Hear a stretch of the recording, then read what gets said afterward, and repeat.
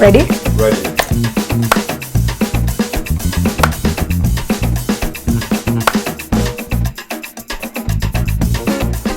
Depuis 3 ans, le festival Tous Écrans a consacré énormément de moyens à mettre en valeur les nouveaux écrans, les nouveaux médias. On a compris que probablement une partie du futur de l'audiovisuel se situerait autour de ces nouveaux écrans et ces nouveaux médias. Non seulement on va venir à Cannes pour voir ce qu'ils font du côté de Next, mais en plus, on va leur apporter nos propres projets suisses parce qu'il nous semble qu'en Suisse, on a de très bons projets numériques, de très bons projets digitaux. Encore faut-il qu'on le fasse savoir au reste du monde. Alors on a trouvé l'appui de Pro Helvetia assez rapidement. On a fait un premier showcase l'année passée, c'était encore un petit peu timide.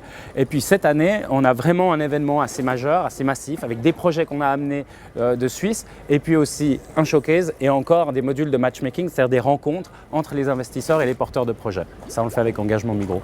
On a lancé ce module matchmaking pour permettre aux startups de rencontrer de manière plus ciblée des investisseurs, des clients potentiels, des distributeurs. Et puis on s'est dit que le marché du film, ça pourrait être une super opportunité parce qu'il y a 12 000 professionnels de présents. On avait aussi observé le Digital Showcase en 2015.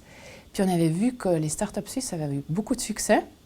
Puis qu'on se disait que pour aller plus loin, ce serait bien et un peu de les soutenir à sortir de la concurrence internationale qu'il y a à Cannes quand même. Alors on essaie surtout de créer des contacts entre ces startups et le secteur privé, de les aider à nouer des relations de travail avec des investisseurs, mais aussi des distributeurs, des diffuseurs, pour que leurs projets atteignent un public le plus large possible et qu'ils puissent avoir du succès d'un point de vue évidemment créatif, mais aussi économique. Cannes, pour les startups réalité virtuelle, c'était un super endroit parce que de plus en plus, ils ont des programmes aussi axés réalité virtuelle. Ils commencent à se rendre compte, oula, pour le cinéma, c'est une technologie intéressante. Évidemment, ce qui nous intéresse, c'est plutôt la VR narrative.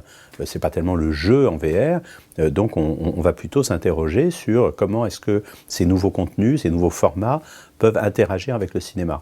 Donc, on trouvait très intéressant de collaborer avec Festival Tous Écrans pour être présent avec le matchmaking dans le cadre du Swiss Digital Showcase. Donc même si on va dire l'industrie du cinéma était un peu réticente au départ, les premières disons, expositions de projets de réalité virtuelle ici à Cannes étaient vraiment marginales.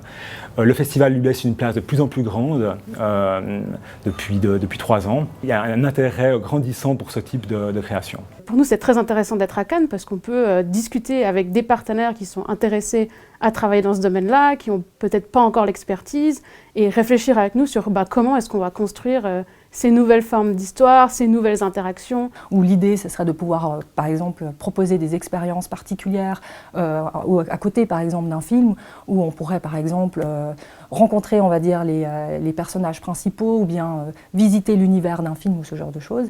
Et puis, c'est aussi pour nous la possibilité de pouvoir rencontrer, grâce à l'initiative du festival Tout Écran, un certain nombre d'investisseurs potentiels, des producteurs ou distributeurs de films qui pourraient avoir un intérêt de développer, on va dire, des collaborations ou des investissements, on va dire, pour notre plateforme de réalité virtuelle. And it's really cool for us to see that the film industry is taking more and more interest in virtual reality and seeing the potential in not competing against each other, but actually collaborating for a very high level and a very sophisticated level of creativity. Alors il y avait des super feedbacks parce que ça leur a permis de rencontrer plus de 40 sociétés différentes dans le domaine du cinéma, mais aussi il y avait des organisations de télécommunications, donc c'est top. Les startups suisses, il faut le dire, dans le domaine de la réalité virtuelle, ils ont un potentiel juste incroyable. On a en Suisse la chance d'avoir des entreprises, des startups qui développent des projets extrêmement intéressants dans ce domaine, tant sur le plan artistique, créatif, que sur le point de vue technologique. Donc on a des créateurs qui développent des outils, des nouveaux outils, des nouvelles technologies, que ce soit au niveau du logiciel, que de ce qu'on appelle le hardware, donc de machines nouvelles, spécifiquement dédiées à ce type de création. Ce que j'aime bien, c'est qu'on commence à former comme un groupe d'entreprises et de créateurs suisses qui commencent à se connaître, à s'échanger. On va ensemble à des événements comme à Cannes. Et si on apparaît unis, parce qu'on est tous petits, mais encore, si on se présente unis, on a plus de force et on apprend ensemble. Il se trouve qu'en Suisse, on a parmi les meilleurs projets de réalité virtuelle actuellement parce qu'on a des écoles qui forment extrêmement bien à la fois dans les sciences et dans les arts. On a un bassin économique, financier qui est relativement sain encore par rapport à la crise qui nous entoure. Et puis, je crois qu'il y a une passion suisse aussi pour la technologie. Il y a quelque chose d'assez intuitif en Suisse quand il s'agit d'en venir aux nouvelles technologies. Tout ça forme un ensemble qui aujourd'hui nous permet d'avoir un temps d'avance encore dans la réalité virtuelle. Évidemment, ça ne va jamais remplacer le cinéma, mais ça peut venir le compléter.